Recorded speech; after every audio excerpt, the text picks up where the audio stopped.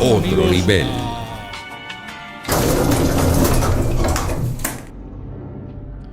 Amigos, voy a disfrutar del agua. Porque es tan limpia y pura como un cristal. Aqua Prados. Aqua Prados. Ellos están en el Centro Comercial Galería de Prados del Este. Y es una maravilla. Oye, salud. ¡Oh, chicos! ¡Qué bueno!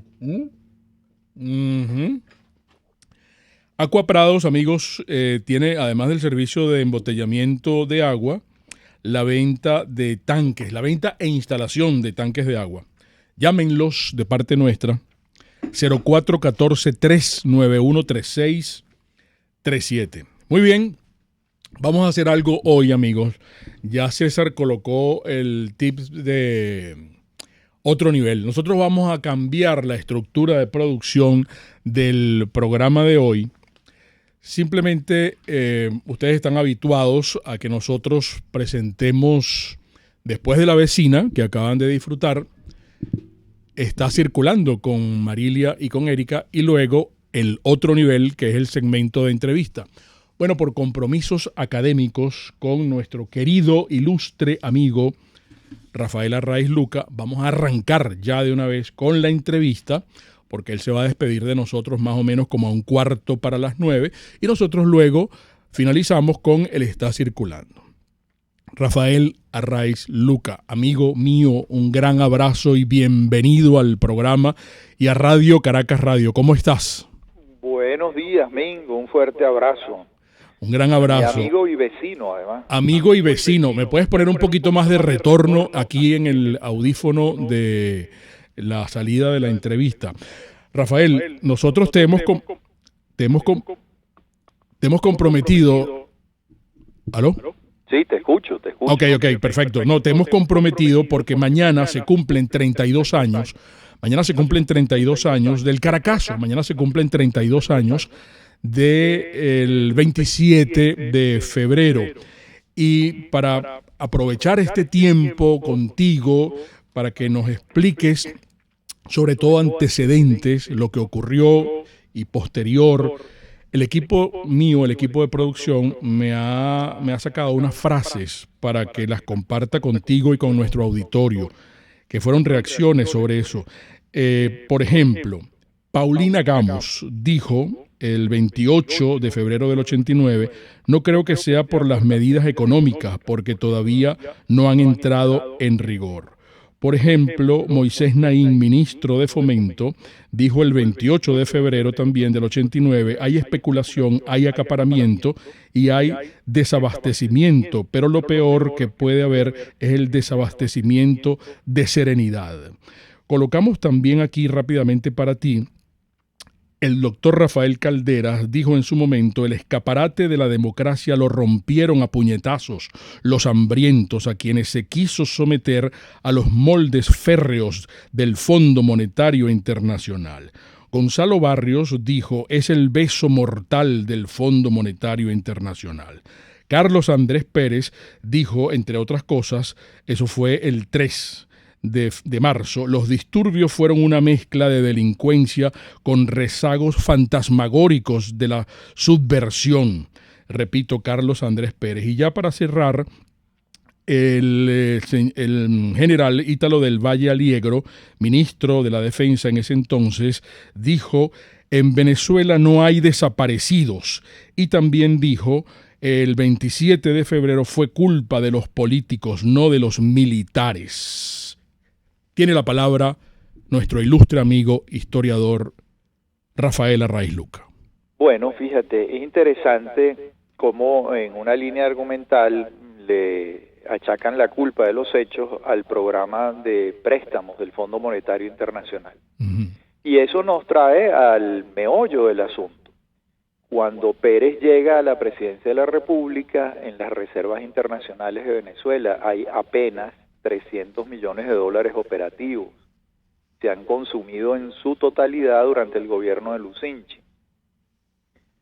De tal modo que la República requiere de 2 créditos de $5.000 millones cada uno del Fondo Monetario y otro del Banco Mundial, para llenar las arcas y poder implementar un programa de reforma.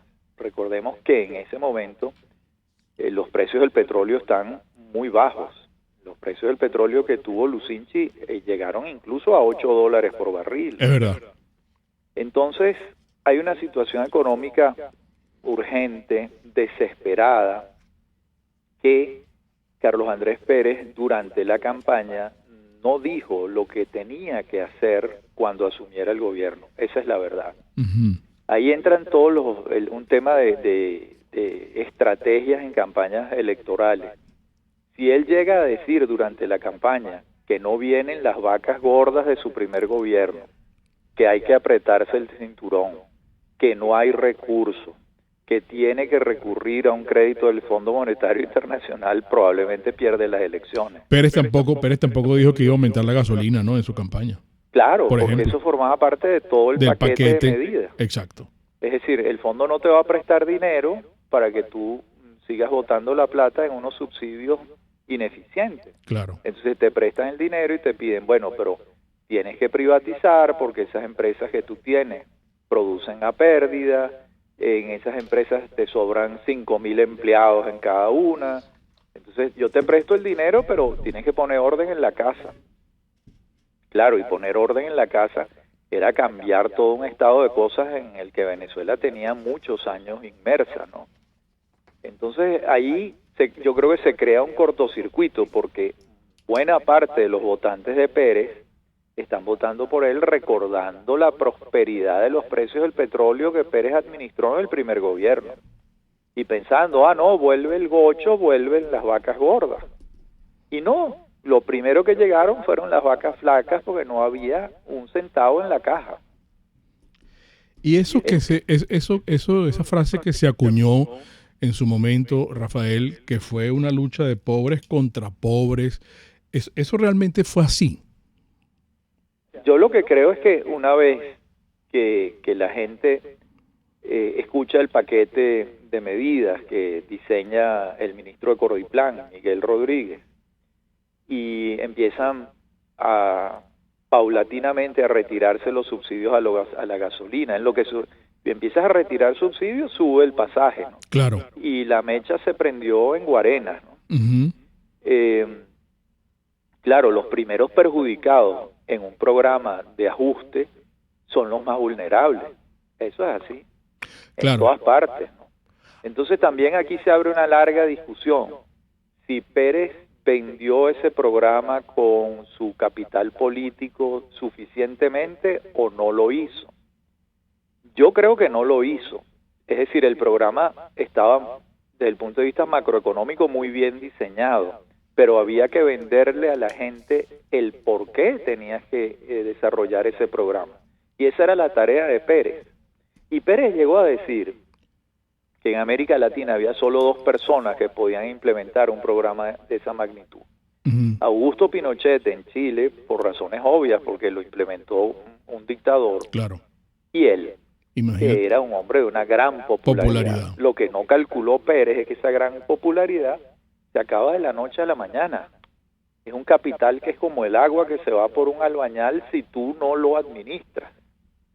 Y eso fue, de alguna manera, lo que le ocurrió en esa coyuntura. Él no vendió, ni siquiera fue él el que explicó el programa. Una cosa de tal importancia la explicó Rodríguez, no Pérez. Sí, pero es que la gente había votado por Pérez, no por Rodríguez, que en ese momento era un desconocido. Entonces, cuando uno analiza los hechos a 32 años, se da cuenta de que, bueno, como siempre se han cometido en ese momento, en esa coyuntura, muchos errores. Y lo otro que ocurre, que lo juzgo muy importante, es que la reacción inicial, el gobierno queda totalmente desconcertado. Sí. Y las tareas del orden público interno en todas las sociedades las desarrollan las policías locales o nacionales, y en el caso de Venezuela, además, la Guardia Nacional.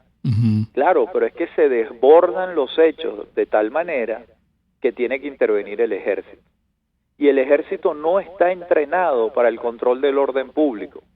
El ejército está entrenado para la guerra, por cierto. Claro. Una guerra que aquí no ha ocurrido desde el año 1903, que fue la última vez que hubo una batalla en Venezuela, ¿no? Entonces, ese es un hecho también que creó una desproporción muy grande. Quien trata de controlar el orden público es el ejército con unos métodos bastante rudos, por decirlo menos, ¿no? Entonces ahí perdimos todos, pues el gobierno no tenía en el mapa que una cosa así podía ocurrir, y sin embargo ocurrió. Ahora, ¿qué has investigado tú con esto que dejas colar al inicio de esta segunda intervención tuya ahorita? Pérez le da la espalda a Acción Democrática y nombra un gabinete en donde había pocos adecos de carrera, digamos así, y entonces están Paquetico Rodríguez, Herbert Torres, Moisés Naín, todos los que conocemos, pues, ¿no? Que hacen este trabajo para Pérez.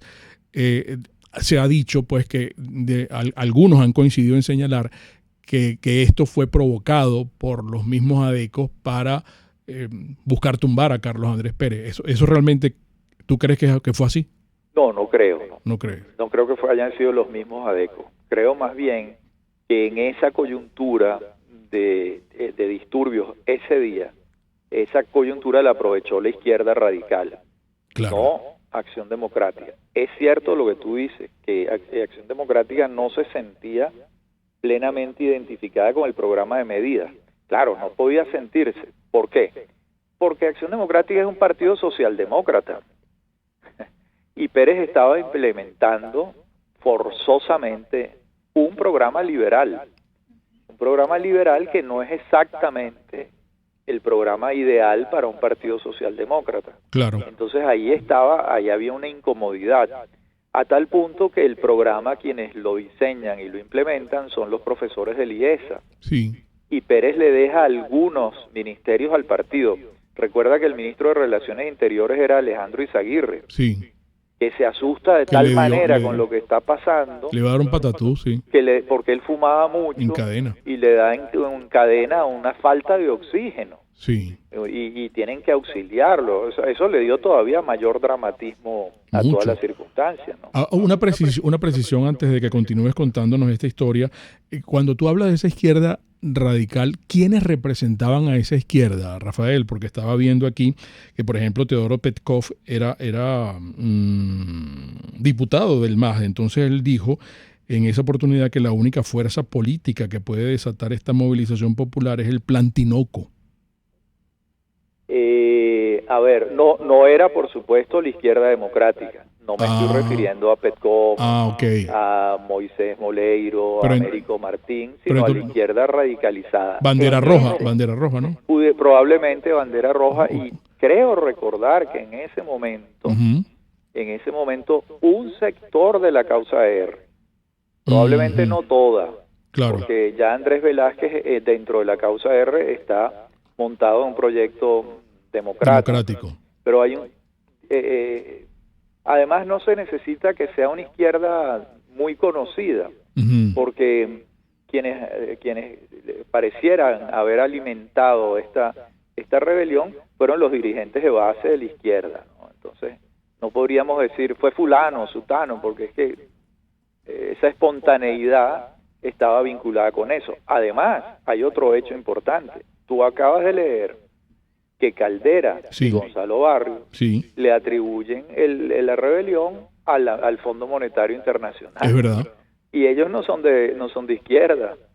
Es decir, el mismo status quo está diciendo esto está pasando porque el programa de Pérez asumió la receta del Fondo Monetario. Entonces imagínate tú, el tema es todavía más complicado. Claro.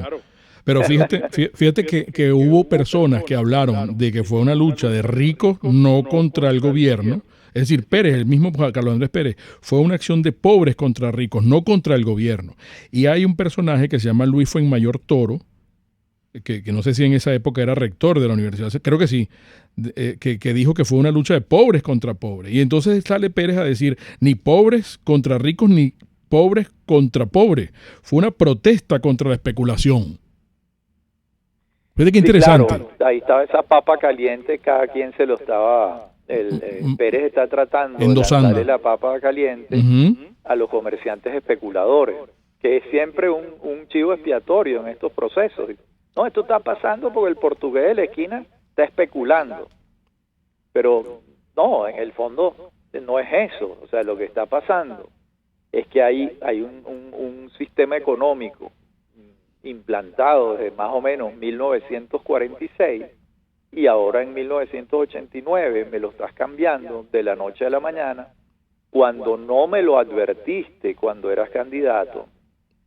Estás implementando un programa que no anunciaste claramente durante la campaña y yo no voté por ti para que hicieras esto. Claro. Entonces ahí también eso hay que tomarlo en cuenta. Hay un cortocircuito entre lo que Pérez ofrece y lo que hace. Ojo, lo que hace en términos puros está muy bien hecho. No hay otra alternativa que esa. La otra alternativa fue lo que hizo Alan García en Perú, que fue no buscar un préstamo, y Perú vivió en los primeros momentos una inflación de 2.000% al día. Sí. Entonces, o sea, el programa era lo correcto, el tema era el contexto donde el programa se implementa. Ahora, fue una campanada histórica, para que nos cuentes un poco qué ocurrió después, pero me están haciendo señas que tenemos que identificar, tenemos que ir a máster, amigos. Hoy tenemos un programa especial, gracias a nuestro invitado, que es nuestro ilustre amigo Rafael Arraiz Luca, y estamos analizando, porque mañana se cumplen 32 años del 27 de febrero del año 1989. Vamos a comprometer a Rafael para que nos cuente la historia, sus análisis de lo que viene después, porque ha descrito hasta ahora de manera maravillosa lo que pasó ese día y algunos antecedentes importantes, significativos. ¿Cuál es el peso específico que tiene eso para la democracia venezolana de ahora en adelante? Es decir, a partir del 28 de febrero del año 89. Pero eso será en momentos. Vamos a un intervalo comercial. Enseguida regresamos por Todos los Medios con Mingo.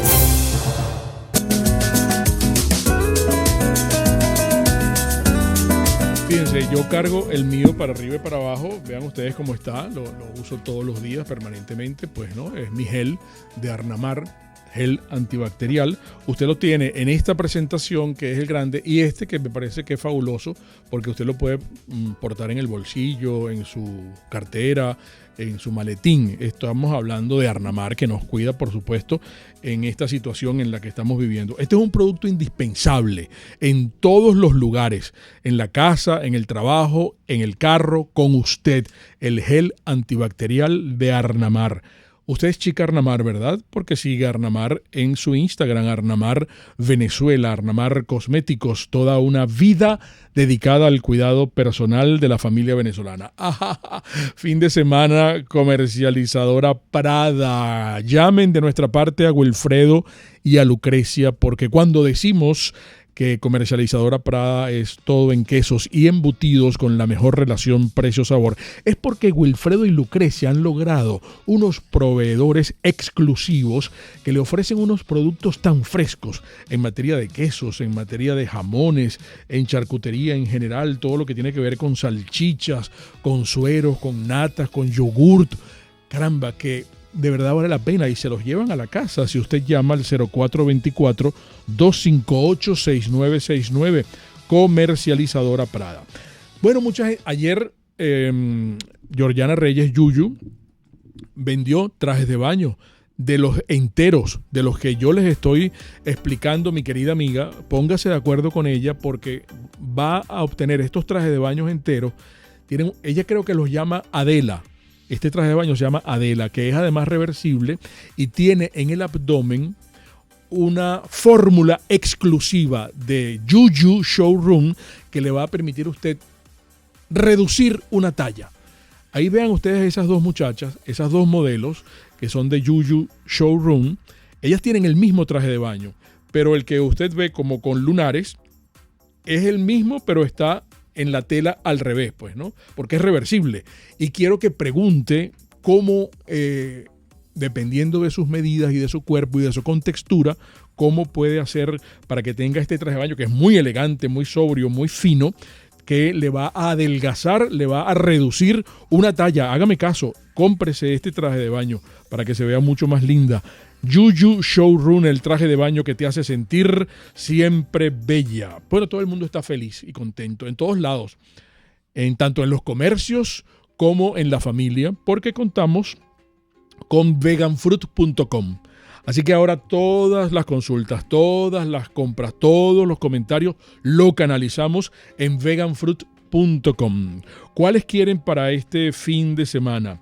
¿Quieren piña colada? ¿Quieren choco?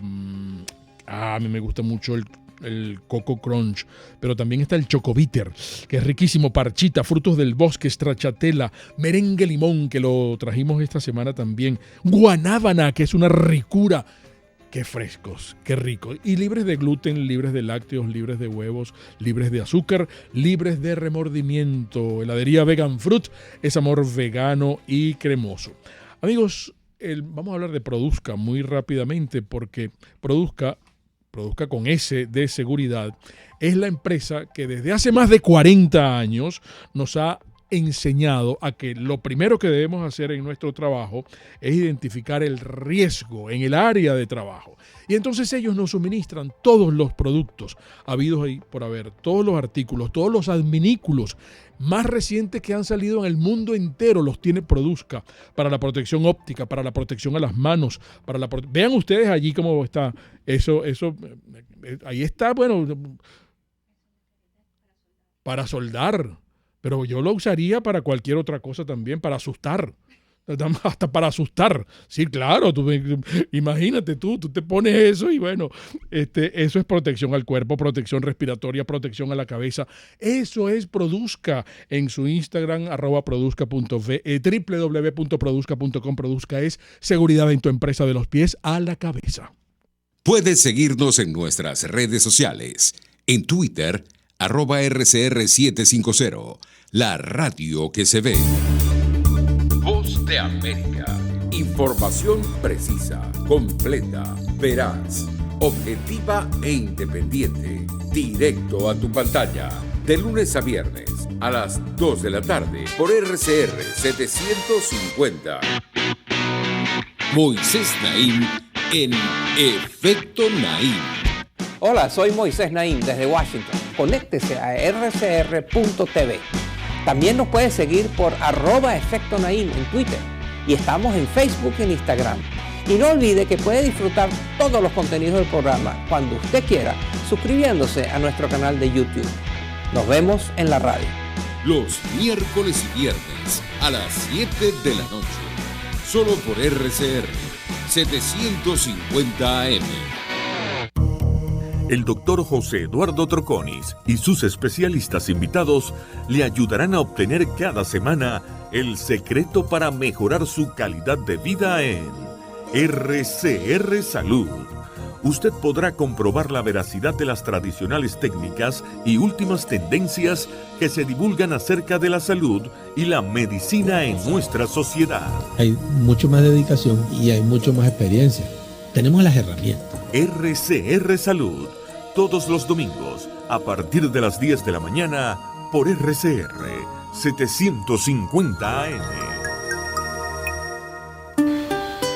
Un lugar de encuentro para el talento venezolano, dentro y fuera de nuestro país. Continuamos por todos los medios con Mingo. Vamos a correr, amigos, porque Rafael Arraiz Luca tiene compromisos académicos, tiene que dar una clase ya en unos 10 minutos, en unos 8 minutos. Vamos a aprovechar, porque es que nos da mucha pena, Rafael, vas a tener que ayudarnos en otro programa rápido contigo, porque hay muchas preguntas que se agolpan acá de nuestros amigos. Erika se suma a esta charla constructiva contigo, histórica, y te tiene varios planteamientos. Buenos días, doctora Arraiz. Luis Pérez le comenta, en ese segundo mandato de CAP realizó una propuesta para cambiar a Venezuela. Comenzó la descentralización, la libre competencia, la privatización de hoteles, hipódromo, Cantebésidor. El país no lo entendió. Antonio Carrero le pregunta, entonces, ¿por qué el pueblo, por qué los venezolanos no hacemos otro Caracazo si la situación hoy en día es mucho peor? Una pregunta recurrente que no creo que solamente sea de Antonio Carrero. Brujo Leloa, que así se identifica en el chat, le dice que el Caracazo fue un proyecto cubano. Y hay gente que quiere saber, Rafael, ¿qué opinas tú de los cuerpos que todavía están desaparecidos? Y Norberto Alejandro Martínez también agrega, Mingo, que el Caracazo fue consecuencia de las malas políticas de los gobiernos antecesores, que todos robaron y dejaron las arcas vacías y con una deuda impagable. Al son del día de hoy, la Quinta República es un desastre peor. Bueno, ¿por dónde comenzamos a ordenar las ideas, Rafael? Bueno, fíjate, la idea de que fue un proyecto cubano. En estos días leí un Twitter de Rafael Poleo diciendo eso, que él estaba convencido que Fidel Castro, que había venido a la toma de posesión de Carlos Andrés Pérez, había orquestado eso. Bueno, yo no he encontrado ninguna prueba de que eso fue así. Si eso hubiese sido así, bueno, yo creo que habrían pruebas, se sabría, es decir, es una hipótesis, ¿no? Es una hipótesis.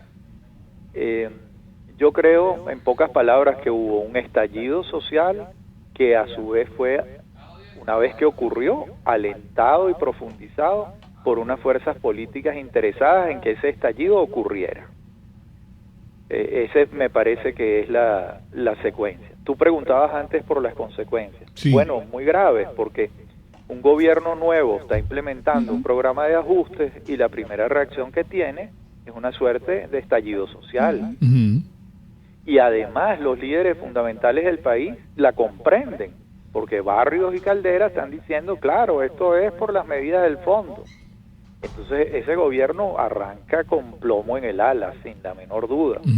Y fue muy difícil que ese programa se implementara en su totalidad. Te doy un solo ejemplo. Sí. El programa necesitaba la aprobación por parte del Congreso de la ley del IVA, el impuesto al valor agregado. Bueno, Acción Democrática y las otras fuerzas políticas no le aprobaron a Pérez esa ley. Se la aprobaron a Velázquez, pero a Pérez no. Sí. Por la retaliación política y el rifirrafe político que comenzó entre Acción Democrática y Pérez. De modo que es un periodo verdaderamente muy, ¿cómo explicarlo?, desafortunado de la política venezolana, porque a mi juicio el programa era el programa correcto, pero las fuerzas políticas no lo respaldaron. Claro. Y pasó lo que pasó. Entonces, bueno, nada, esa es mi conclusión a ese tema, ¿no? Sí, en el caso, dime cuántos minutos te quedan para que podamos despedirte con armonía, pues, ¿no? Y de manera, Mira, no de manera abrupta. Porque la clase es a las 8:45. Claro. Y tengo que tomar un vaso de agua. No, lógico, claro. Aunque las clases son por Zoom, pues hay que aparecer un poco presentable. Sí. Clases en la Universidad Metropolitana. Correcto, sí. Una reflexión final tuya sobre estos 32 años que se cumplen mañana del 27 de febrero.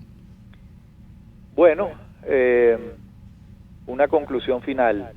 Yo creo que lo importante es ver los errores, ¿no? Ahí hubo una desproporción entre las fuerzas del Estado que trató de reprimir los hechos, ¿verdad?, y los hechos en sí. Como comentábamos antes, el hecho de que haya sido el ejército el que salga a reprimir las manifestaciones trajo una violencia, una exageración extraordinaria, por una razón muy sencilla: el ejército no estaba entrenado para eso. Claro. Lo otro, ¿cómo es que estás haciendo un programa de ajustes de tal magnitud y no te planteas los escenarios? O sea, alguien ha debido pensar, esto podría pasar, y pasó. Sí. Pero evidentemente el gobierno no estaba preparado para eso. Eso te señala que hay cierto voluntarismo en los gobiernos que los obnubila un poco. Esto vale para todos, ¿no? Claro. Y que no trabajan con escenarios posibles, ¿no? Yo creo que la gran palabra que puede surgir de todo esto era el valor máximo que apreciaban los griegos, que es la prudencia, ¿no? Claro. Ahí probablemente faltó prudencia. Claro. Rafael, muchísimas gracias. Ojalá que nos permitas consultarte de nuevo en breve. Un gran abrazo, cariños de la familia. Rafael Arraiz Luca. Amigos, teníamos la visión del historiador Rafael Arraiz Luca sobre mañana, que se cumplen 32 años, sobre lo que ocurrió hace 32 años, en nuestro país y que se llamó popularmente el Caracazo. Esa pregunta que Erika toma del chat y que bulle en la mente de tantos venezolanos queda con puntos suspensivos, probablemente para que tengamos un nuevo encuentro con Rafael Arraiz Luca y hagamos un ejercicio también histórico donde nos preguntemos qué pasa, qué ha ocurrido, si cada vez estamos peor. ¿Por qué no ha habido otro Caracazo? ¿Por qué no se ha dado una protesta? Ni Dios lo quiera, además, no vayan a interpretarme que yo estoy propiciando de que salga la gente a la calle a lo que ocurrió, que fue algo completamente lamentable, pues triste, doloroso, además, sobremanera, para tantas familias, pero... Sí. Estas contundentes, recordemos 2007, 2014, 2017. Aquí los venezolanos hemos salido a la calle. Claro, y ha habido muertos, tantos como puede haber. Muchos jóvenes muertos. Sí, y sin embargo, hemos visto los resultados. Claro, porque después hay una historia que muchos han pretendido concatenar con el 4 de febrero del 92, ¿verdad? Con el 27 de noviembre de ese 92. Año 92. E imagínate la cantidad de mortandad que ha habido en estos 22 años ya de chavismo, madurismo. Que por cierto, yo creo que te lo comentaba ayer cuando estábamos trabajando en la oficina, que yo te decía que una de las prácticas más perversas del chavismo, madurismo, que nosotros incluso nos ha costado mucho entenderla o que la hemos subestimado, es la práctica de los infiltrados. Ah, sí, claro. Yo me acuerdo sí. Y creo que lo he mencionado en otras oportunidades. Yo te decía a ti, yo creo que el primer infiltrado que hubo de manera ya pública, tajante, sí, fue Francisco Arias Cárdenas, que se puso de acuerdo con Chávez para engañarnos a todos que él había saltado la talanquera y probablemente hablando ellos y él y Chávez. Bueno, vamos a insultarnos públicamente, vamos a montaron esa parodia. A montar un escenario de enemistad entre nosotros. Y bueno, mosca no caza. Águila no caza mosca. No caza moscas. Y yo recuerdo que yo estaba entrevistando en Primera Página a Francisco Arias Cárdenas, lo hice en muchas oportunidades. Y entonces cuando él ya sabía que yo iba a entrevistar a Chávez, porque en la primera gira de Chávez a los medios, el primer programa que escogió fue Primera Página, conducido por Mingo. Y entonces, 2 días antes, Arias Cárdenas me cuadra una entrevista con la esposa de Arias Cárdenas. Entrevista a mi esposa, que sabe todos los cuentos de Chávez en la cárcel que no se han contado. Y entonces yo entrevisto a la esposa de Arias Cárdenas. Y entonces me cuenta, mira, Chávez metía mujeres en la cárcel, Chávez andaba con una Biblia bajo el brazo, pero era todo una pantomima, todo eso era mentira. Y entonces Chávez escuchó ese programa. Y entonces cuando llega Chávez a la entrevista, bueno, empieza a decirme que yo era un irresponsable, que yo sacaba las noticias del Albañal. Entonces yo le dije, un momentico, Albañal usas tú cuando le dices a la primera dama que es tu esposa en cadena de radio y televisión, prepárate porque esta noche te voy a meter lo tuyo, te voy a dar lo tuyo. Yo me acuerdo. Entonces Chávez... Bueno, pero eso es entre nosotros dos. Nosotros dos no. O eres presidente o no eres presidente. Respeta a la mujer, ¿vale? Le dije yo. Y recuerdo además que Chávez apenas ganaba la presidencia de la República, se fue a trotar. ¿A dónde se fue a trotar? A la muralla china. A la muralla china. No fue a Central Park de Nueva York. Fue a la muralla china. ¿Qué nos estaba diciendo? ¿Y saben qué estaba pasando cuando Chávez estaba trotando en la muralla china? Que yo estaba entrevistando al ministro del Interior y Justicia, que era Arcaya. Y yo le digo Arcaya, y se estaban matando y estaban jugando fútbol con la cabeza de unos reos en una cárcel aquí en Venezuela. Y yo le digo, usted es ministro de Justicia, usted es el ministro del Interior, y ayer jugaron fútbol con 3, mataron no se sabe cuántos muertos hay en la cárcel. Y están jugando fútbol con la cabeza en el patio de los muertos. Y usted no se va a presentar. No, yo no puedo hacer eso, porque yo tengo que esperar las órdenes de Chávez. Y le dije, usted es un pajudo. Le dije yo, usted es un bolsa, usted es un títere de Chávez, usted tiene que renunciar. O sea, el hombre se arrechó muchísimo, el hombre se puso bravísimo y llamó a los dueños de Globovisión y a mí me sacaron de la programación por un día. Y me llama Alberto Rangel, mira, vale, cónchale, vamos a hacer una cosa. El tipo se quiere fumar un tabaco contigo. en vez de simbólicamente, Arcaya. Mira, porque tú eres un tipo chévere, y entonces, pero bájale una, que no sé qué, y tal y qué sé yo.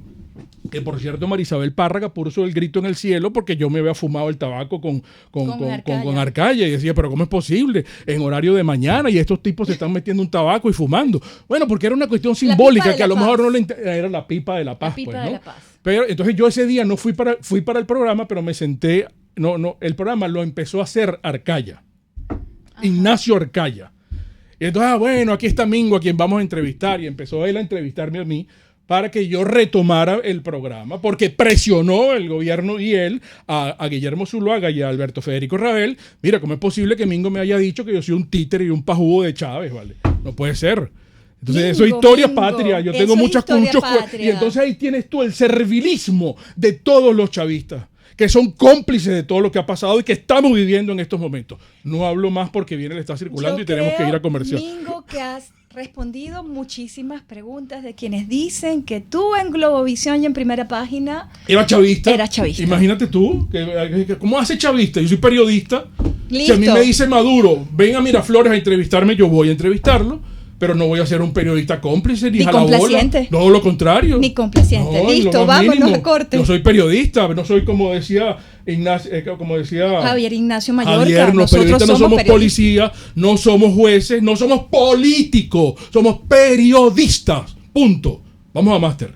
Un espacio para formar la nueva opinión pública venezolana por todos los medios con Mingo.